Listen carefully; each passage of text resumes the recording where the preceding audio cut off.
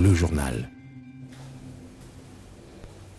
Bonjour à toutes et à tous, bienvenue dans cette grande édition de 7 heures. Commençons par cette nouvelle. Le 3 mai, c'est la journée mondiale de la presse. L'objectif de cette journée est de sensibiliser à l'importance de la liberté de la presse et de rappeler au gouvernement de leur obligation de respecter et faire respecter le droit de la liberté d'expression consacré à l'article 19 de la Déclaration universelle des droits de l'homme.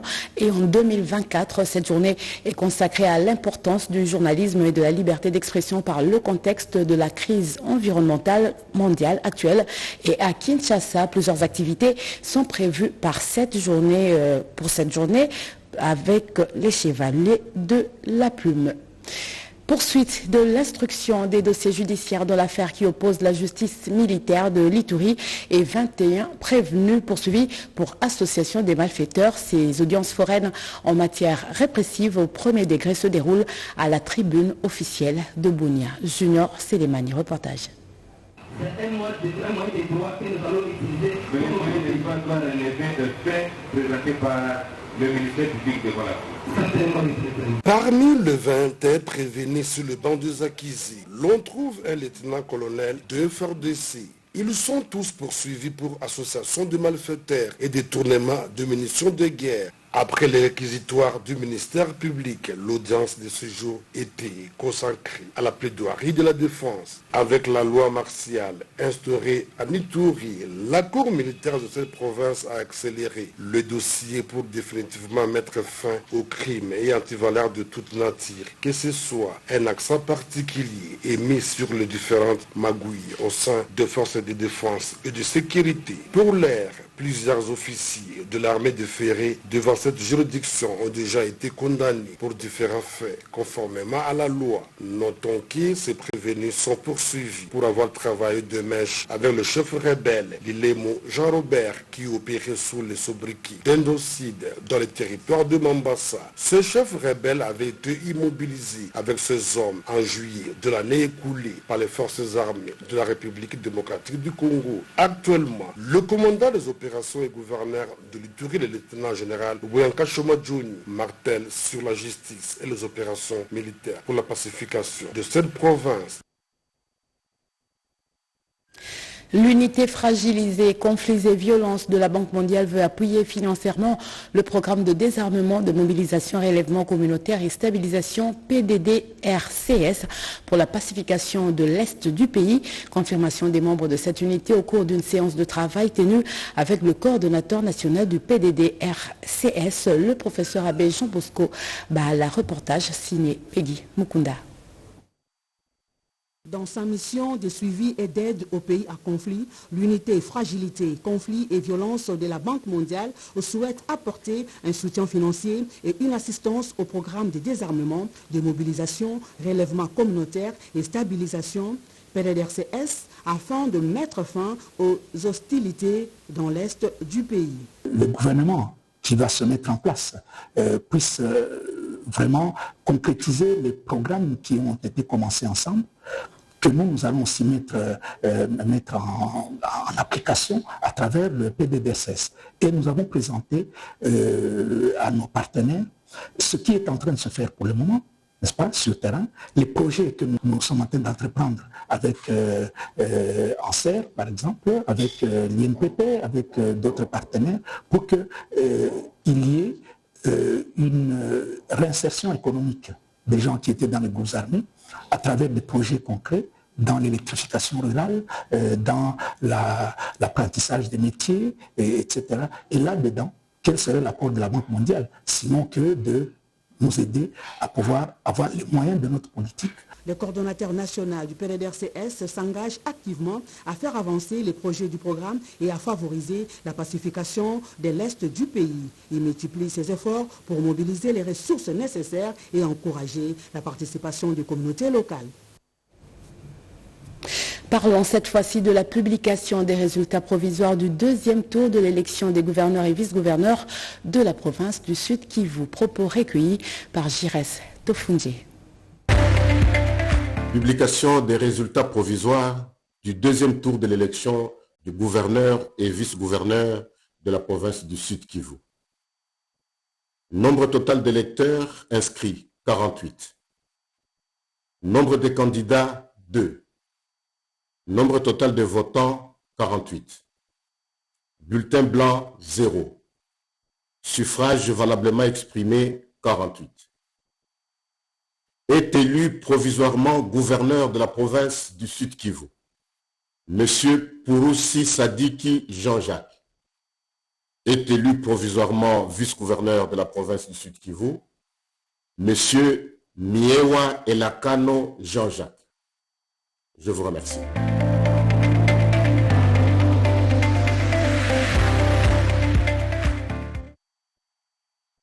Pendant ce temps, le bureau d'âge de l'Assemblée provinciale de l'Équateur a été désavoué. L'annonce a été faite par le député provincial de la majorité de cet organe délibérant. Dans la province de l'Équateur, les élections du gouverneur et des sénateurs n'ont pas eu lieu. La cause, c'est l'Assemblée provinciale qui n'était pas encore prête. Le bureau d'âge, n'ayant pas organisé ces scrutins, a tout simplement été désavoué par les députés provinciaux qui ont lu une déclaration. Conformément à l'article 27 de la Constitution du 18 février 2006, tel qu'à modifié à ce jour, une pétition de désaveu contre le bureau provisoire de l'Assemblée provinciale de l'Équateur pour 1. Incompétence manifeste, 2. Refus d'organiser les élections du bureau définitif, 3.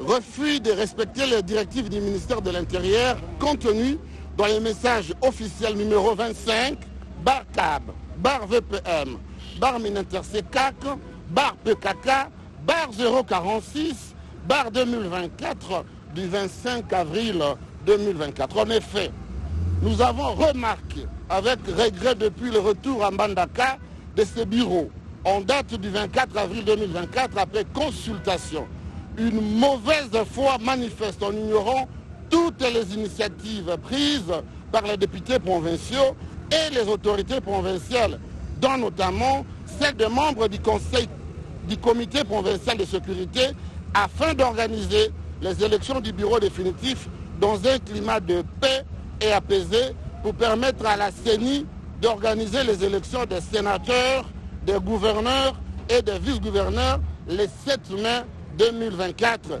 conformément à son communiqué numéro 026, bar CENI, bar 2024, du 25 avril 2024. Au regard du passé, il y a lieu de s'interroger sur la sérénité prochaine dans les relations exécutives provinciales et Assemblée provinciale de l'Équateur. Il s'est ouvert hier jeudi à Rotana Hotel d'une formation en télédétection appliquée à l'exploitation géologique. 20 experts géologues congolais vont être dotés des connaissances théoriques et pratiques leur permettant de mener d'une manière efficace et autonome les missions de recherche géologique en République démocratique du Congo. Dada Chabani et Dichala Renengwangu. La République démocratique du Congo est connue pays minier, regorgeant différents types de minerais. Son potentiel minéral reste encore sous-exploré et les bases de données sont historiques. Pendant 10 jours, les ingénieurs géologues congolais vont renforcer leurs capacités en télédétection appliquées à l'exploration géologique. Ceci faisant suite au contrat entre la République démocratique du Congo à travers le ministère des Mines et la firme espagnole Excalibur. Cette formation théorique et pratique va se dérouler en 3 phases qui sont la détection efficace des anomalies géographiques pouvant mener à la découverte des gisements économiques, le suivi au sol et la cartographie des zones potentielles d'intérêt minéral et la mise en évidence de nouveaux gisements. Un projet capital pour le développement et l'avenir du pays. Ce sont des nouvelles technologies qu'il faudrait que nos experts puissent aussi connaître. C'est dans ce cadre-là qu'il y aura transfert de connaissances, transfert de cette nouvelle technologie à nos experts de différents ministères. Le service géologique national du Congo est un service qui appartient au ministère de Mines. Nous sommes un service technique et scientifique et notre objectif primaire c'est de la recherche géologique. Et aussi nous mettons à jour les cartes géologiques que la RDC doit avoir. Les résultats de ces projets permettront également au gouvernement d'avoir le contrôle de son potentiel minier. À l'issue de cette formation, les experts congolais doivent être en mesure de travailler d'une manière autonome dans l'acquisition, le traitement et l'interprétation des données recueillies par télédétection. Autre chose, plusieurs rapports d'ONG et autres organisations de droits de l'homme évoquent la présence des enfants travailleurs dans des sites miniers. Pour s'en rendre compte, la Commission nationale de droits de l'homme, CNDH, vient de mettre en place une commission pour faire la lumière à ce sujet. Suivez. La commission d'enquête séjournera, n'est-ce pas, dans les provinces du Haut-Katanga et Lualaba du mardi 30 avril au jeudi 9 mai.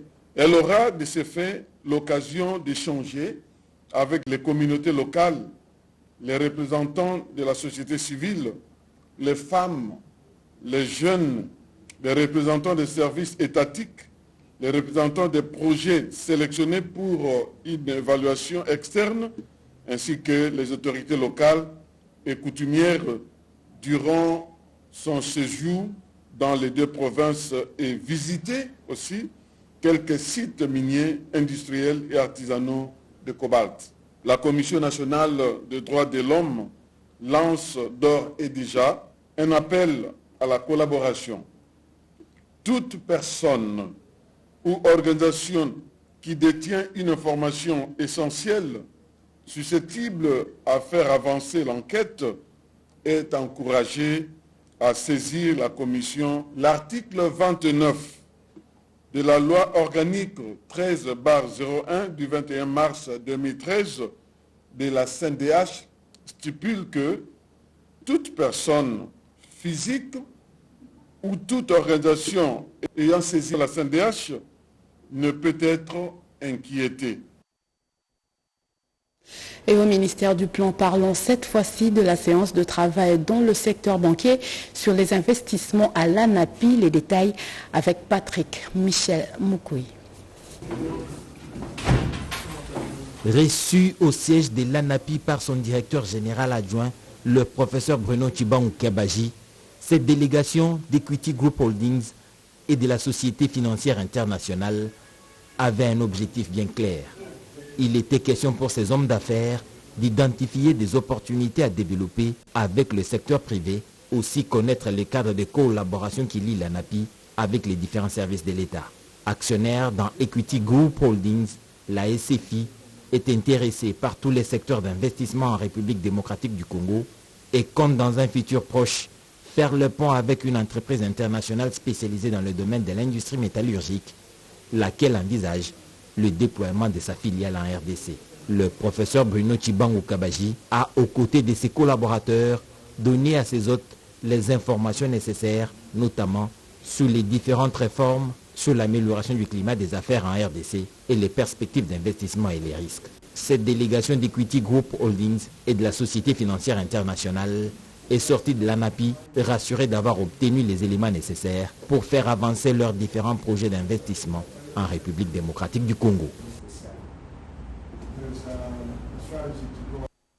Un colloque international s'est ouvert hier jeudi à Kinshasa sur les défis et perspectives des universités supérieures catholiques pour le développement humain et intégral en République démocratique du Congo. C'est Monseigneur Marcel Outembi, l'évêque de Kisangani, qui a lancé les travaux de ces assises. Anastasie Doumbou, Fiston Monouma, reportage. Toutes les universités catholiques se sont donné rendez-vous à Kinshasa pour jeter un regard rétrospectif sur le système éducatif du passé précolonial, colonial et post-colonial. Concrètement, il s'agit d'évaluer l'apport de l'enseignement supérieur catholique à la formation intégrale de la personne humaine. Ce colloque, auquel ont été associés les instituts supérieurs catholiques du monde, ne se limitera pas seulement à un travail d'évaluation, mais se projettera également dans l'avenir en dégageant des pistes de solutions de nature à rendre optimale la qualité de leurs services, entre autres l'usage de la nouvelle technologie de l'information et de la communication NTIC. L'ouverture a été présidée par l'archevêque de Kisangani, Monseigneur Outembi. Ce colloque se donne comme lieu idéal d'introspection et une opportunité pour penser à de nouvelles voies que l'enseignement supérieur catholique devra désormais emprunter pour transmettre une formation qui assure le développement humain intégral de la jeunesse congolaise. tandis que du côté officiel de l'enseignement supérieur et universitaire a été représenté par le directeur du cabinet du ministre. Tout a commencé par une messe d'action des grâces célébrée par Monseigneur Carlos Ndaka, évêque auxiliaire et vicaire général de l'archidiocèse de Kinshasa. Poursuivons ce journal avec l'Office national de l'emploi qui a organisé une session d'information dont l'objectif de faire la restitution du programme télé @work visant à outiller les jeunes Congolais de 16 à 35 ans des compétences techniques et professionnelles pour qu'ils soient dans le profil d'être employés dans les entreprises. Chimène Kamoka, reportage. La RDC se trouve dans une situation critique de développement économique et social, surtout dans le domaine de l'emploi des jeunes. Face à cette réalité, le président de la République s'est fixé comme objectif de créer 6 millions d'emplois d'ici 2030. C'est dans cette logique que le programme T4 Work a été lancé en 2023 dans le but d'équiper le jeune Congolais de compétences techniques et professionnelles leur permettant de naviguer dans le marché du travail moderne. C'est en février 2024 que ce programme a produit 2000 diplômés témoignant son impact sur le marché de l'emploi en RDC. Donc en plus de la formation, ce que nous faisons, c'est que nous exposons leur profil à notre membre qui est la Fédération des entreprises du Congo, qui est une fêtière de différentes entreprises.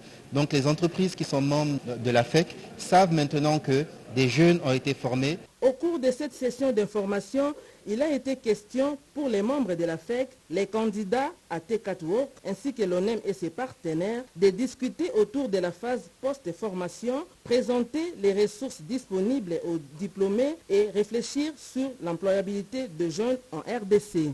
La base de données de demandeurs d'emploi, que vous appelez communément les chômeurs, existe. J'appelle tous les jeunes à venir s'inscrire. Vous êtes en quête d'emploi, venez avec vos 2 photos passeports, votre CV et votre carte d'identité gratuitement auprès de l'ONEM. Vous vous enregistrez, on vous donne la carte jaune de demandeur d'emploi et vous bénéficierez de la formation. La phase post-formation de ce programme s'avère cruciale car elle vise à soutenir les diplômés dans le marché du travail sur les 2 stratégies, notamment le mentorat et la promotion de l'entrepreneuriat.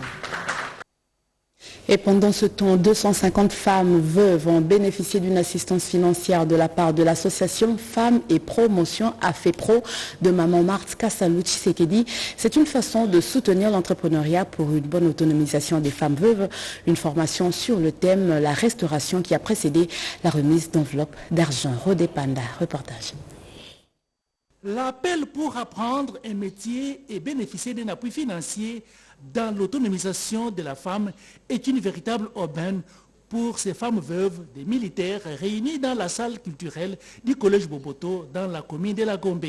Au total, 250 femmes veuves qui ont reçu chacune une enveloppe d'une somme d'argent comme fonds de démarrage de commerce. Le don est signé Association Femmes et Promotion AFEPRO de Maman Marthe Kassalou Tshisekedi. Ce premier geste de don pour soutenir l'entrepreneuriat des femmes intervient après la formation sur la restauration que ces femmes veuves ont suivi au cours du mois de mars et le check-up de leur état de santé à l'hôpital HJ, chose qui n'est pas dans la culture des Congolais lambda, faute de moyens financiers. Toute cette consultation médicale prise en charge par Maman Marthe Kassalou Tshisekedi, comme l'atteste Madame Geneviève Beya, vice-présidente de la FEMECO et ses collaborateurs. C'est la réalisation de la promesse. Je voudrais seulement encourager ceux qui hésitent encore. La femme peut faire beaucoup de choses. Comme ça coïncide avec le 1er mai, le feu du travail, nous avons jugé bon de remettre les enveloppes pour leur permettre de devenir des entrepreneurs demain. Elles ont suivi la formation. Comme elles n'ont pas de moyens, l'association avait songé à leur remettre le fonds pour leur permettre de commencer le commerce.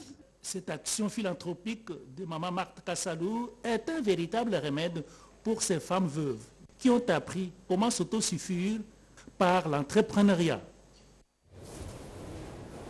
Et lors de la célébration du 1er mai, jour dédié aux travailleurs du monde, la Dynamique nationale syndicale du Congo, DINASO, a saisi l'occasion pour la promotion de la femme et procédé à l'évaluation aussi bien des actions syndicales de 2023 que les conditions de travail de la masse ouvrière. Suivez. La célébration de la Journée mondiale du travail édition 2024, c'est une occasion pour la Dynamique syndicale du Congo, DINASCO, de mettre un accent particulier sur la valorisation de la femme dans tous les secteurs de la vie et à tout niveau. Selon le président de cette structure syndicale, cette journée consacrée à la fête des travailleurs est une opportunité de faire l'évaluation. Cette formation syndicale, la DINASCO s'est dit engagée à promouvoir l'excellence et à combattre la médiocrité. Un appel a été donc lancé au gouvernement de la République d'être attentif aux cris des travailleurs et des fonctionnaires congolais. Dans le temps, on voyait que les femmes sont négligées, abandonnées, mais notre syndicat va mettre l'accent sur le développement de la femme. Parce que la femme doit contribuer, même dans le ménage. 50%, l'homme contribue 50%, la femme aussi doit fournir l'effort pour contribuer 50% du ménage. On voyait dans les temps, les femmes ne travaillaient pas, mais les hommes étaient vraiment traumatisés. Les hommes étaient vraiment stressés parce qu'ils ne parvenaient pas à réunir les 2 bouts du mois. Avec la contribution de la femme, cette fois-ci, nous allons développer les ménages, nous allons développer nos familles, nous allons développer nos sociétés, nous allons développer même notre propre pays. Au terme de cette célébration, le président de la dynamique syndicale du Congo a invité les jeunes Congolais à l'amour du travail bien fait, car le travail assure l'indépendance. Et pour terminer, comment assurer la prise en charge de polytraumatisme grave avec le concept ABCDE? La question a été abordée au cours de la conférence organisée à l'INRB par le réseau et registre congolais de traumatisme en collaboration avec l'ASBEL Matière Grise. C'était en présence du secrétaire général à la santé, le docteur Sylvain Yuma. Suivez. C'est à l'Institut national des recherches biomédicales INRB qu'a eu lieu la conférence sur la prise en charge des polytraumatisés graves avec le concept de ABDCE, organisé par la structure Récotrauma, réseau et registre congolais de traumatologie, en collaboration avec l'ASBEL Matière Grise. Jared Mango, président de l'ASBEL Matière Grise, a fait la présentation sur l'importance de cette activité qui se tient dans le cadre de la formation continue. Le professeur John Siala est intervenu pour expliquer les récotraumas et ses objectifs. Pour le secrétaire général à la santé publique, hygiène et prévention, Sylvain Yuma Ramazani, qui connaît bien cette structure, il a apprécié à juste titre la belle thématique exploitée. Hier enfant, aujourd'hui collègue, c'est une fierté, a déclaré dans sa joie le professeur Mouyembe Tanfumu. Je dois vous avouer que je suis très content et même interpellé pour que nous puissions davantage accompagner cette structure. Toute cette tournée, c'est dans le but de former des médecins à la prise en charge de traumatisés graves. Mais tout ce que Récotrauma a fait jusqu'aujourd'hui, c'est dans un cadre informel. Nous souhaitons avoir le soutien de la tutelle, c'est-à-dire du ministère de la Santé, pour que Récotrauma devienne un organe du ministère. Il est de signaler que la délégation des Récotrauma venue de Schengen est constituée de 4 formateurs.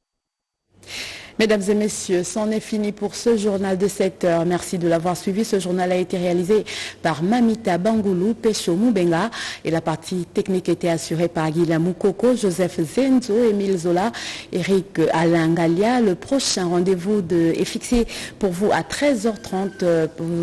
Vous suivrez Paulette Lomba. Bonne suite de programme sur votre chaîne, la RTNC.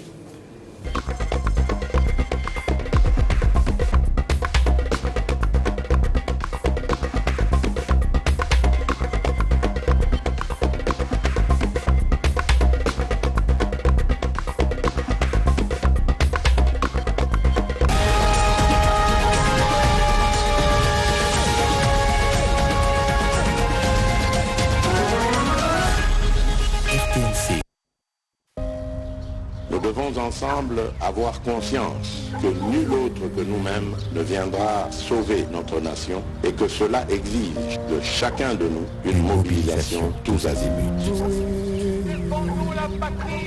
Peuple congolais, il est temps de nous lever, de nous serrer les coudes et d'agir pour défendre notre patrie, notre intégrité territoriale et l'intangibilité de nos frontières. La République démocratique du Congo est victime d'une nouvelle agression rwandaise et des actes criminels et terroristes du M23. Ils ont juré de compromettre l'élan de notre progrès, nous diviser et perpétuer le pillage de nos ressources naturelles. Le sang a trop coulé. 2 vies sont fauchées. Notre faune, patrimoine mondial, est détruite. La situation humanitaire est alarmante. Nous avons un devoir sacré de résistance patriotique et populaire. Pour cette cause nationale, mobilisons-nous. Au-delà de tout clivage, y compris politique, agissons contre l'ennemi de la paix, notre cible commune. Restons vigilants. Disons non à la stigmatisation et à tout acte de violence. Exprimons toute notre solidarité aux compatriotes victimes de cette agression. Mobilisons-nous, apportant un soutien total et indéfectible à nos vaillants FARDC et à nos institutions pour rétablir la paix et la sécurité.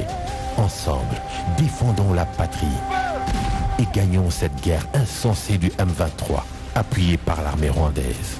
Batela Ekolo, Bendele Koyate.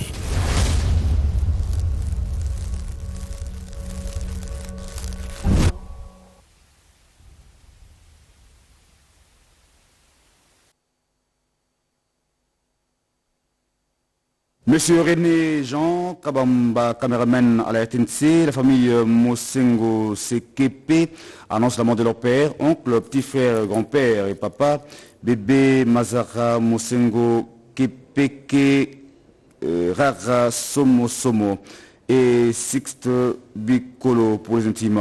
Ancien joueur de Yolo, Electrokin, style du Congo, SMP et l'Empaka de Kinshasa International. Il est mort à l'hôpital Bondeko de Limité. Le programme prévoit aujourd'hui, vendredi 3 mai, la veille mortuaire au domicile familial sur l'avenue Baboro numéro 22 à Yolo Sud vers l'hôpital Saint-Gabriel dans la commune de Kalamou. Demain samedi 4 mai, les vélicors de la mort de l'hôpital Mabanga à Yolo Sud pour inhumation cimetière de Kinkole, nouvelle cité. La direction des ressources humaines d'ERH et la sous-direction des œuvres sociales ont le regret d'annoncer aux cadres et agents de la RTNC le décès de leur agent, Liango Rémi, chef de service, corps des formateurs à la RTNC. Monsieur Liango n'est plus, il est mort ici à Kinshasa. En attendant le programme, le décès sur l'avenue Mbembela numéro 8, quartier Mapela, commune de Massina, vers Bekatef, vers l'arrêt Tunnel.